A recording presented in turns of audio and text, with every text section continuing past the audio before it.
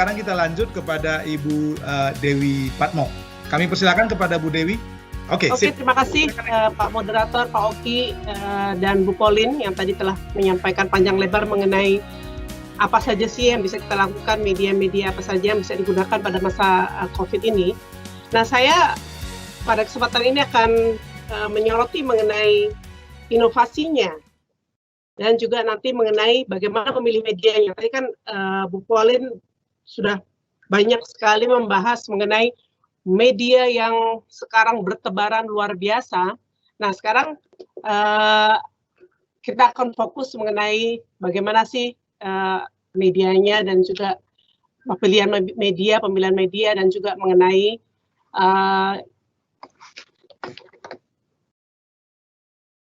inovasinya. Ini oke ya. Nah, sebetulnya pernah Pak Nadiem itu mengatakan, Menteri kita ya, Menteri Kebudayaan, Pendidikan dan Kebudayaan, itu ubah pendidikan dengan teknologi. 300.000 sekolah dan 5 juta murid peran teknologi sangat besar dalam kualitas, efisiensi, dan sistem administrasi pendidikan. Jadi peran teknologi sangat penting, tidak bisa business as usual. Nah, jadi tadi yang disampaikan Bu Pauline itu sudah membuat horizon kita mengenai teknologi itu begitu luas. Nah, sekarang how-nya, bagaimana kita bisa melaksanakan itu. Tapi kelihatannya ini dengan zamannya COVID, adanya pandemi COVID saat ini, kelihatannya itu akan mempercepat ini apa yang diinginkan oleh Menteri kita, Pak Nadiem Makarim. Ini kita tidak business as usual dan terjadilah itu. Ibu, jadi ini pakai moderator, Ibu bilang lanjut. Oke, lanjut. Oke, oh jadi ini moderator dari sana ya. Nah, jadi seperti saya sampaikan tadi, ini slide-nya ya. Jadi Pak Nadiem, Menteri kita, mengatakan kita tidak bisa business as usual.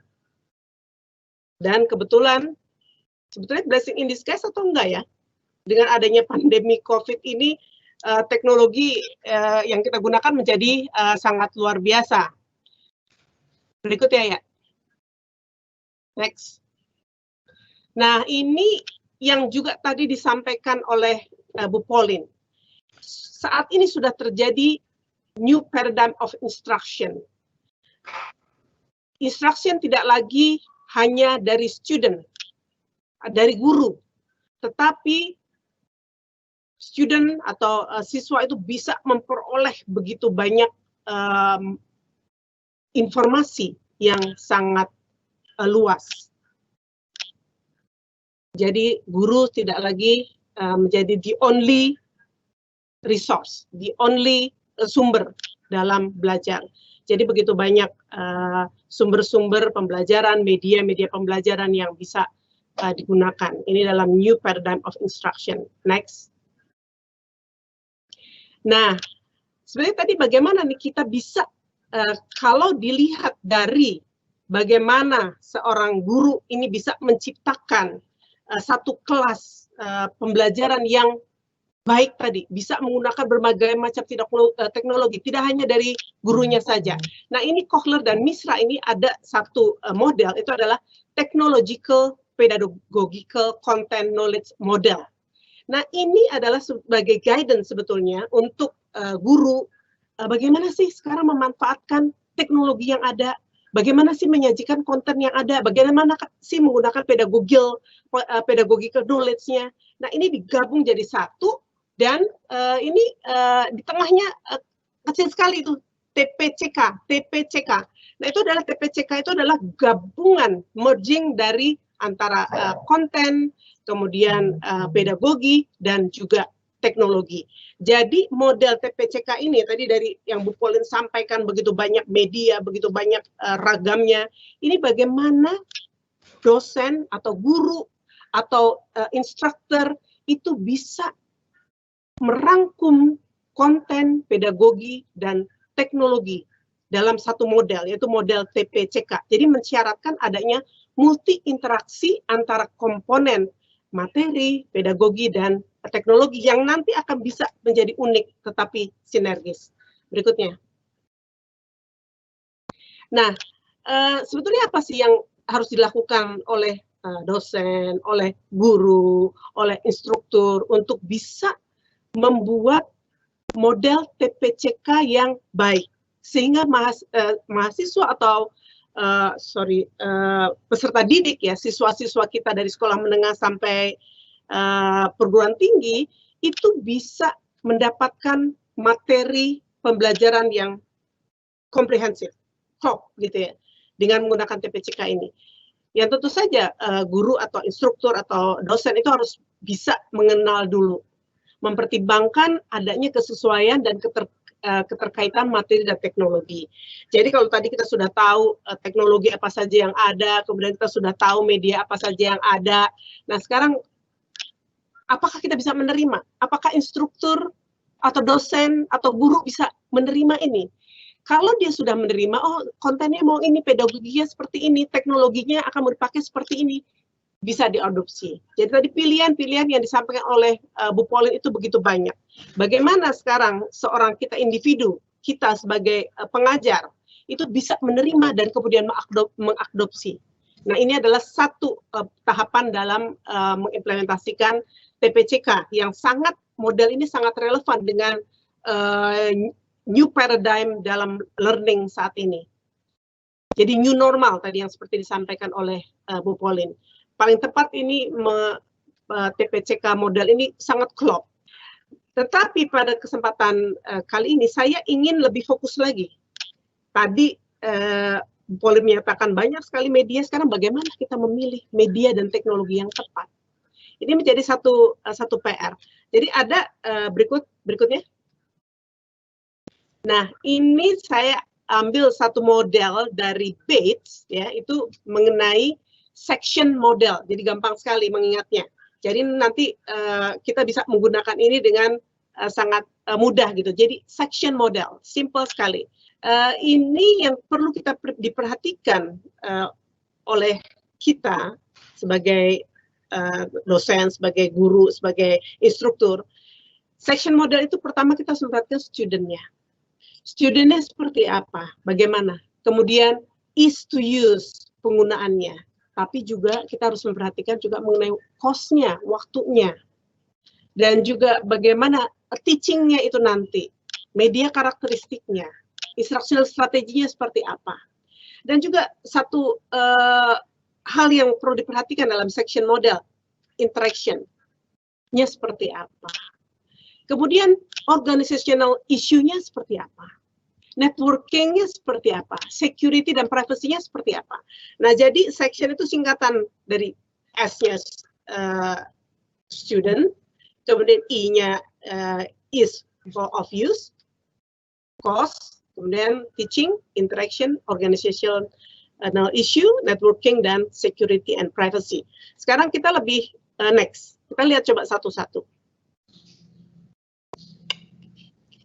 Nah, dari student-nya, kita harus tahu tadi kalau kita mengajar di mana, student kita seperti apa, usianya berapa, kenalkah teknologi, sudah tahukah teknologi, yang ditahu teknologinya apa, kemudian apakah dia bisa akses terhadap teknologi itu.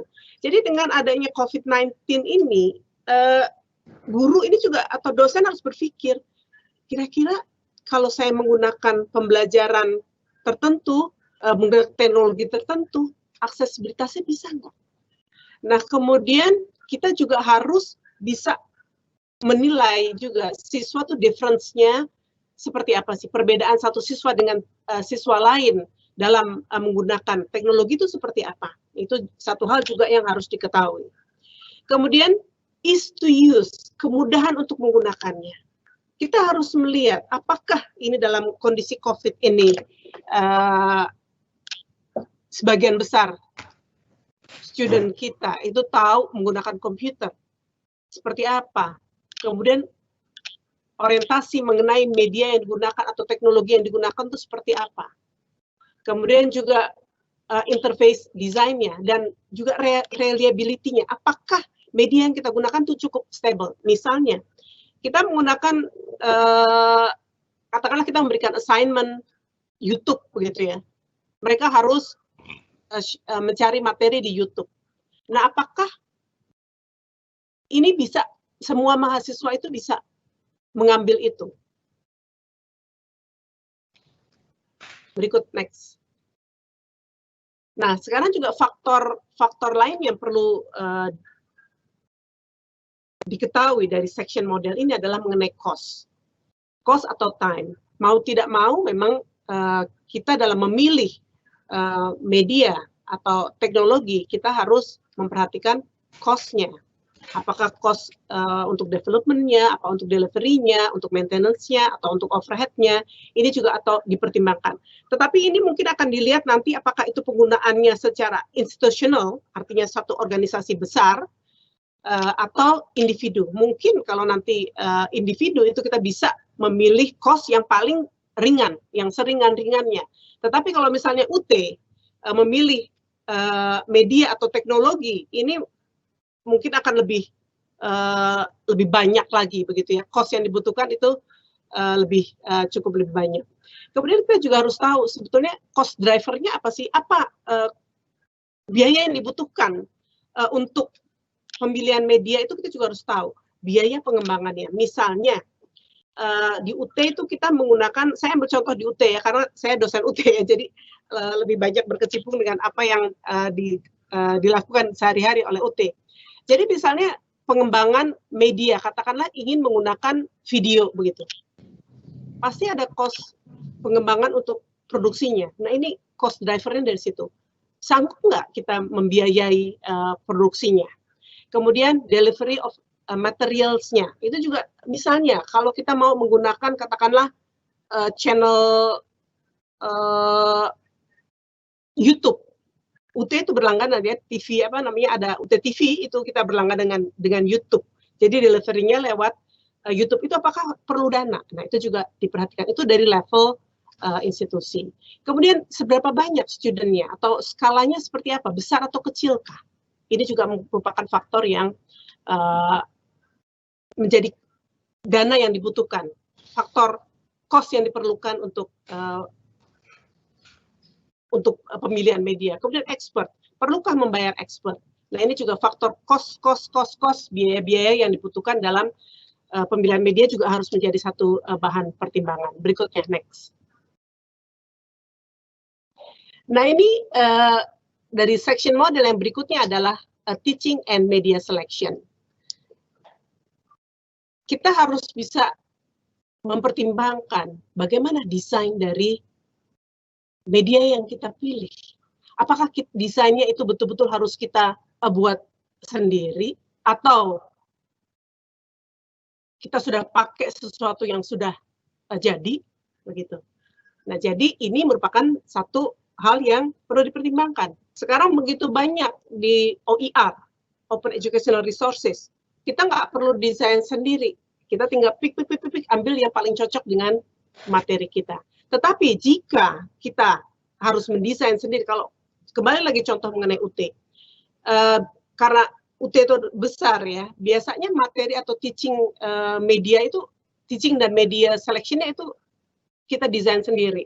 Misalnya untuk program TV itu kita harus desain mulai dari naskah sampai menjadi bentuk videonya.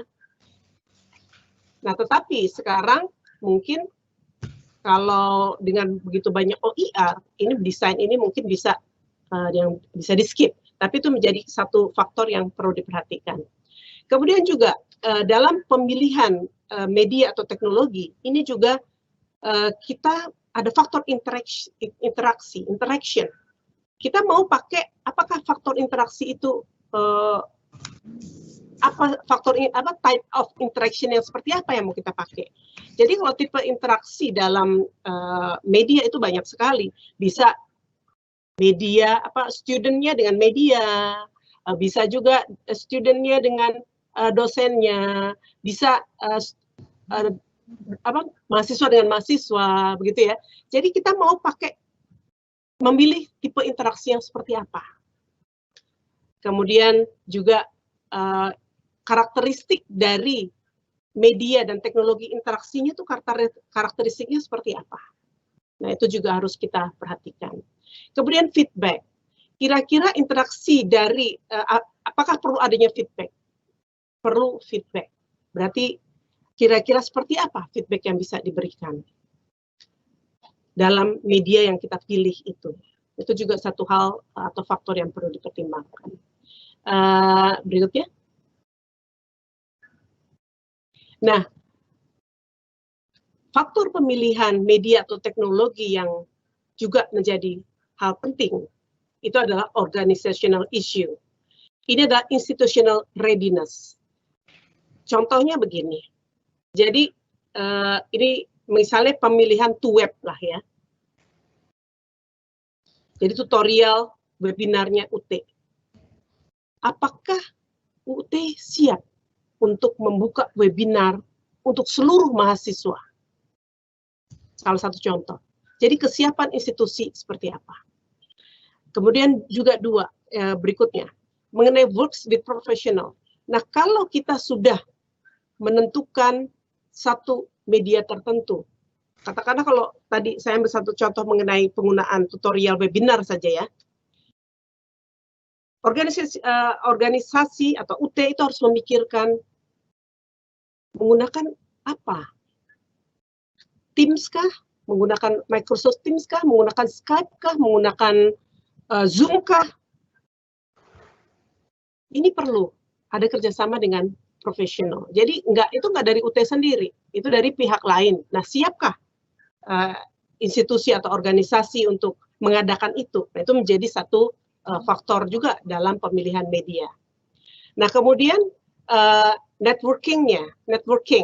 Nah, jadi ini dengan adanya perubahan teknologi, perkembangan teknologi yang luar biasa, ini networking itu bisa dengan berbagai macam cara.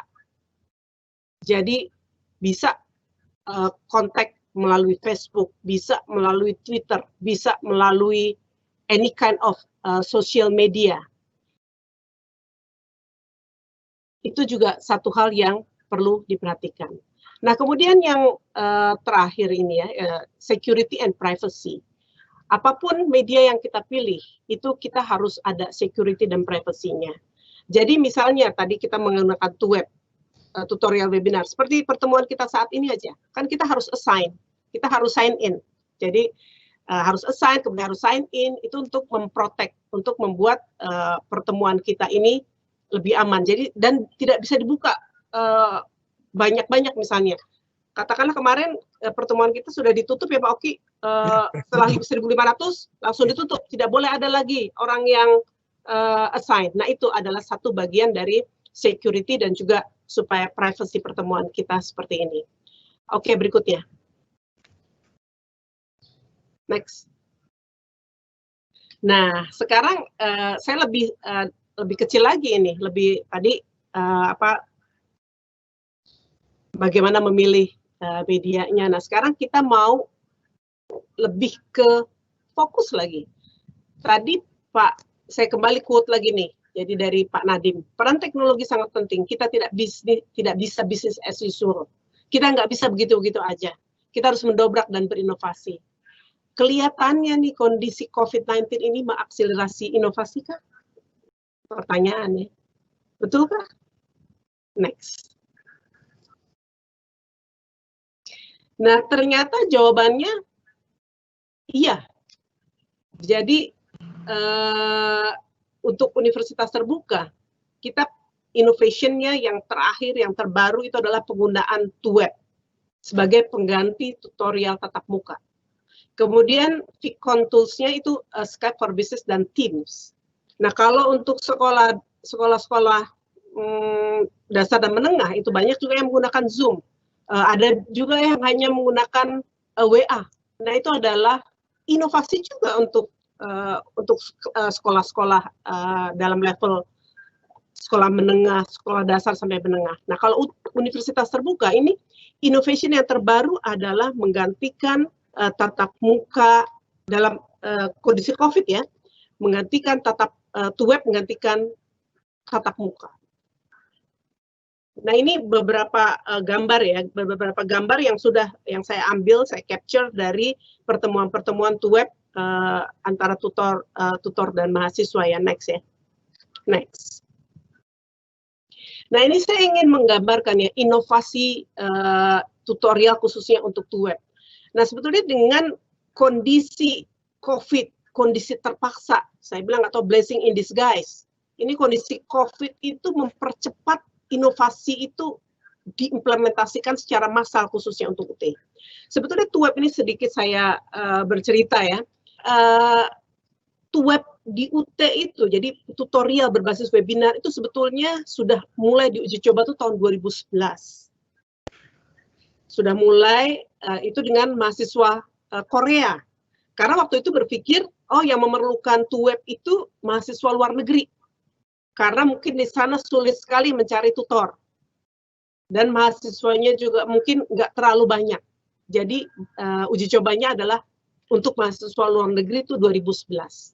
Nah, kemudian karena pada waktu itu kita masih bisa menggunakan tutorial tatap muka, bisa menggunakan Tuton, kemudian itu kita anggap sebagai satu uji coba pertama. Kita simpan, kita taruh dalam lemari.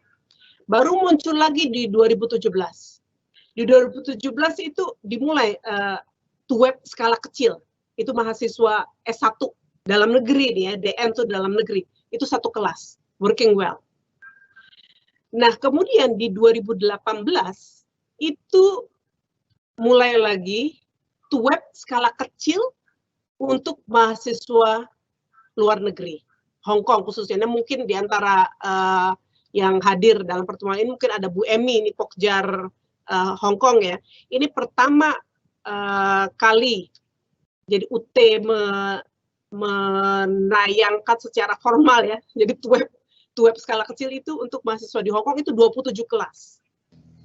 Dan saat yang bersamaan juga ada mahasiswa UT dalam negeri satu kelas. Berjalan dengan baik, working well. Kita waktu itu masih menggunakan Skype. Kemudian 2018 itu masih web skala kecil. Kita mulai melibatkan S1, UT mulai melibatkan S1 luar negeri, Hong Kong dan Taiwan. Itu 36 kelas.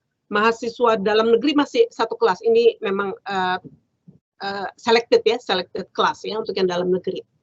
Nah, ada saat yang bersamaan ini penelitiannya saya bersama Bu Siti dan Pak Kartono ya. Ini kita melakukan research and development untuk BOLD. Itu adalah Blended Online Learning Design untuk mahasiswa S2. Itu membuat desainnya ya. Pertama membuat desain itu satu kelas. Jadi Blended Online Learning Design itu semuanya blendednya itu dari online. Jadi ada tutorial, tetapi pertemuannya sinkronus itu melalui web. Nah itu kita buat desainnya, itu 2019. Nah kemudian 2020 apa yang terjadi? COVID-19, boom!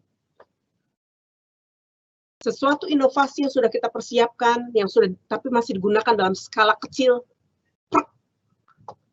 tiba-tiba harus digunakan dalam skala besar.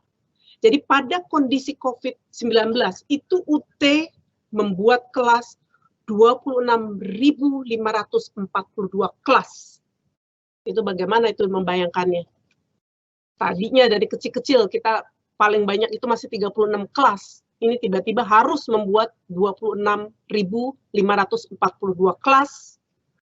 Luar biasa. Dengan tutor yang jumlahnya 11.641.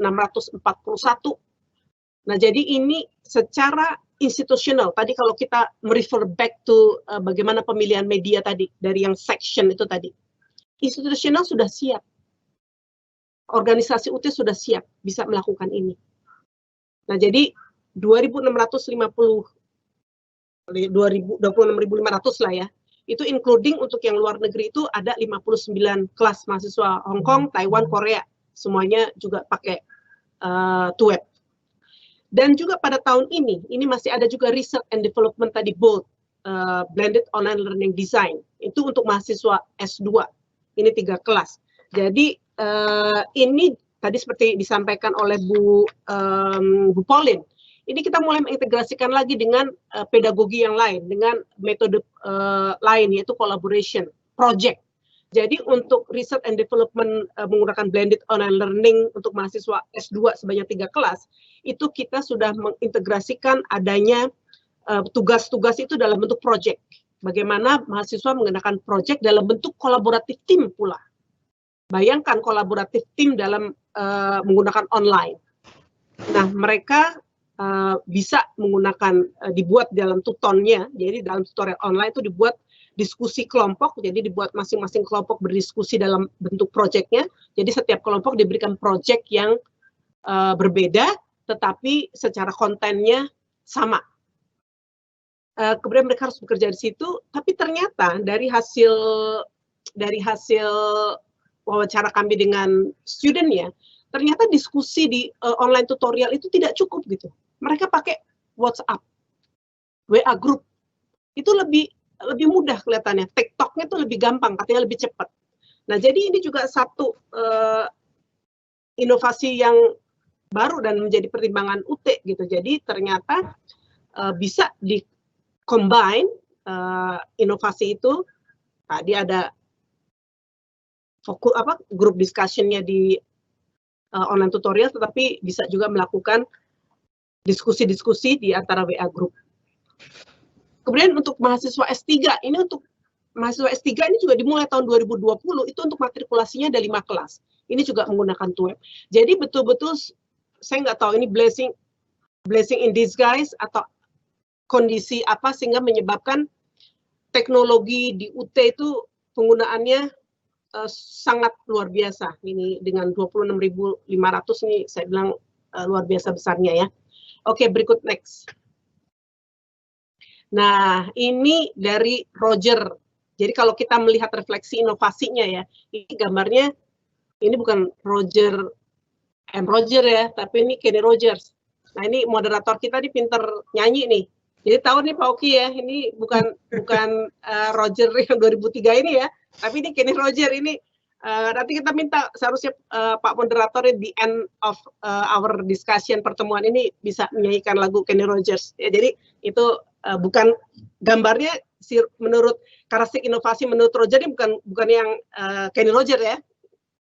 Jadi karakteristik inovasi kalau kita lihat dari refleksi tadi, keunggulan atau manfaat relatifnya seperti apa? Relatif advantage-nya seperti apa? Jadi kalau kita lihat tadi TUEP, pertama-tama hanya digunakan di small scale, untuk mahasiswa luar negeri saja. Karena waktu itu dinilai yang paling tepat menggunakan itu adalah mahasiswa luar negeri, karena tutornya agak susah mencari tutor. Jadi tutornya dari Indonesia aja. Nah, belum digunakan di dalam negeri, karena ada tutorial tatap muka masih digunakan. Dan tutornya ada di Indonesia. Jadi keunggulan atau manfaat relatif itu masih dilihat pada waktu itu hanya untuk mahasiswa luar negeri. Kesesuaiannya cocok nih untuk mahasiswa luar negeri. Kompleksitinya untuk mahasiswa luar negeri, broadband, mereka koneksi untuk TUEP pada waktu itu oke, no problem. Kemudian ada juga akses untuk mencoba. Jadi rupanya inovasi ini setelah misalnya melihat mahasiswa luar negeri itu, TUEP itu bisa dilaksanakan dengan baik, kebetulan ini adanya COVID-19, itu langsung bisa setelah dilihat, working well ya, tutorial webinar untuk di luar negeri. Coba sekarang digunakan skala besar di dalam rangka kondisi yang tidak kita inginkan sebetulnya, kondisi COVID ini, langsung TUEP itu bisa digunakan seluruh mahasiswa Indonesia dengan jumlahnya sekitar 25.000 kelas. Nah, ini jadi kelihatannya inovasinya udah nih, dari akses untuk mencoba sudah terlihat. Kemudian penampakan penggunaan inovasi, observability, ini juga sudah bisa dilihat tuh tadi, dengan adanya mahasiswa luar negeri menggunakan itu, bisa berjalan dengan baik, tidak ada masalah kelihatannya kalau untuk bisa digunakan TUEP seluruh Indonesia pada masa COVID ini. Dan ini saya bilang kredit yang luar biasa ini untuk pusat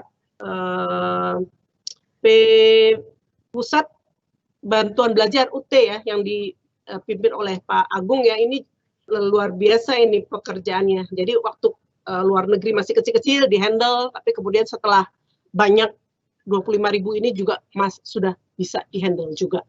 Nah, jadi ini adalah refleksi inovasinya seperti ini. Jadi inovasi itu bisa berjalan apakah nanti implementasinya bisa kecil-kecil atau bisa inovasi itu bisa digunakan secara luas, dan universitas terbuka sudah membuktikan. Kita mulai inovasi dari 2011, kemudian kita gunakan 2017, 18, 19 dalam skala yang kecil, dan 2020 kita sudah siap dengan inovasi yang web untuk digunakan dalam skala besar. Oke, next. Terakhir penutup dari saya, jadi quote ini bagus sekali dari Nelson Mandela ya. It always seems impossible until it done.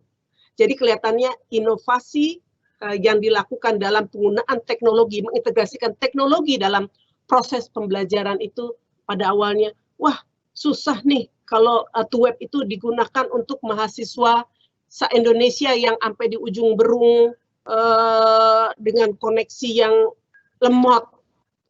Susah, tapi ternyata bisa berjalan. Walaupun memang kalau saya lihat dari share-share dari WA Group dengan teman-teman kepala UPBJJ se-Indonesia itu luar biasa ya.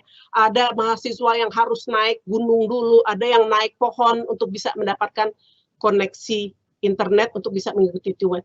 Jadi artinya itu luar biasa.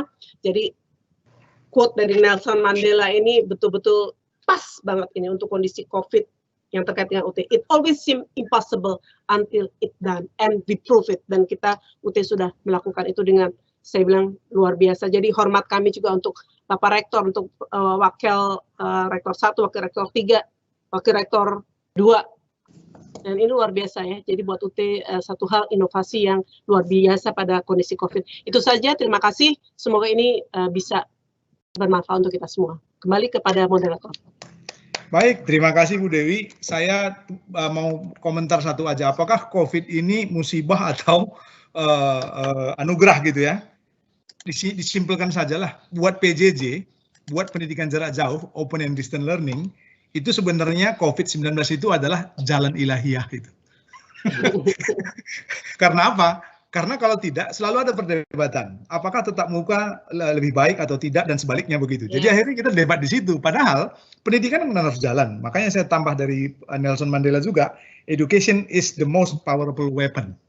Jadi memang itulah jalannya kita gitu. Jadi menurut saya ada pelajaran baik dari yang Bu Dewi tadi. Bagaimana itu teknisnya, tapi jangan dianggap sebagai satu beban sehingga takut berinovasi.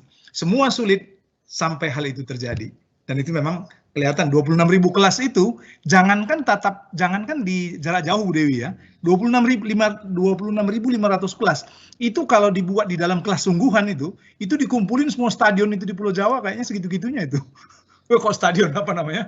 Sekolahan, 26.000 kelas. Gak kebayang. Kalau 26.000 kelas mata kuliahnya satu kan gampang ya. Ini mata kuliahnya banyak, kemudian beragam, baik level maupun rumpunnya. Jadi itu memang luar biasa. Tapi akhirnya Bu Dewi tadi menekankan bahwa ternyata setelah kejadian ya biasa-biasa aja kok itu. Ya itulah inovasi.